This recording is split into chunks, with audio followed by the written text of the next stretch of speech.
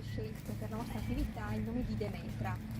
Com'è nata questa decisione? Ecco, diciamo, siamo partiti abbastanza tempo fa, quindi le mie ragazze erano ancora piccole e a me è sempre piaciuta questa cosa della fantasia, delle favole, e quindi seguendo la mitologia greca, appunto Demetra, che è la dea dei campi, dell'agricoltura.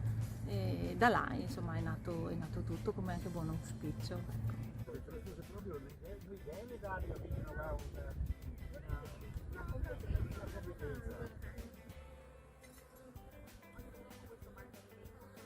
Allora Selena, siamo nel posto diciamo, che avete creato dopo una storia che era diciamo, che avete cominciato da qui vicino ma da tutt'altra parte. Esatto, noi eravamo a 2 chilometri agriturismo Demetra e siamo arrivati qui perché è passata una pedemontana e ci ha costretti a cambiare la nostra strada e quindi abbiamo deciso di spostarci in questo posto che io adoro, di portare con noi anche alcuni alberi che comunque erano di là e ci siamo trasformati nelle api di Demetra perché prima c'erano i nostri genitori, siamo giunti io e mia sorella e quindi siamo diventate le api di Demetra.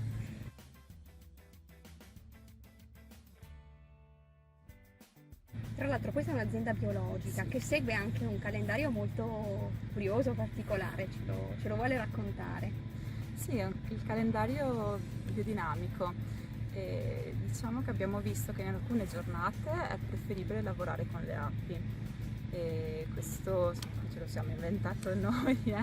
E noi seguiamo il calendario della Biolca, l'associazione di Padova, e quindi abbiamo fatto anche dei corsi presso loro, abbiamo visto che questo metodo funziona. Nelle giornate di calore è semplice lavorare con le api perché possiamo avvicinarci anche senza l'utilizzo dell'applicatore, mentre nelle giornate di acqua legate alle foglie e lì è meglio starci distante. Poi naturalmente questo calendario lo usiamo anche per le semine e per le potature, quindi per tutto il mondo dell'agricoltura. Siamo con Jenny, buongiorno. Che cosa abbiamo qui? Che cosa sta preparando? Allora, ho preparato del semplice sale e abbiamo un unguento alla cera d'api che produciamo personalmente grazie ai nostri alveari e è un'ottima soluzione per fare uno scrub corpo e poi andare a riparare la pelle appunto con l'unguento, e un concetto proprio di agribenessere è quello che noi miriamo, utilizzare i prodotti dell'alveare per poter beneficiare sulla pelle, nel rilassamento e quindi nel benessere.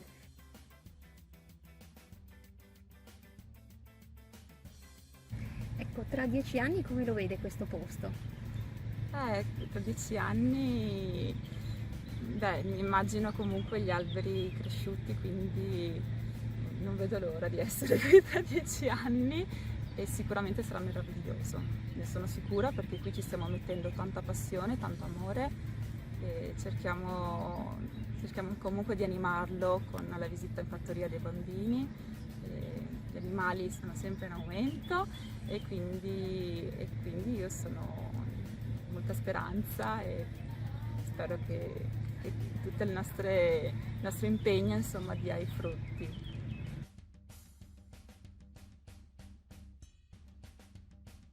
Questo spazio che accoglie questa azienda è uno spazio, come dire, che è nato proprio in seguito a un esproprio di terreni per la pedemontana, perché l'azienda era da un'altra parte e si è trasferita Certo. qui. Proprio rispetto alla pedemontana, all'impatto di quella via di comunicazione strategica, voi però chiedete qualcosa di importante che può essere di aiuto alle api. Certo, sarebbe interessante e davvero utile.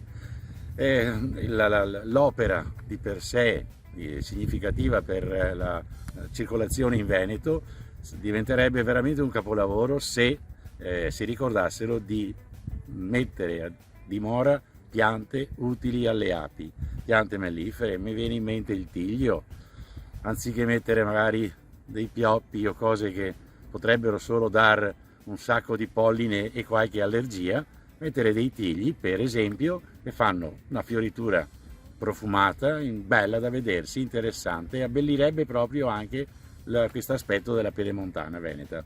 È utile per le api. Sì, è utile per le api.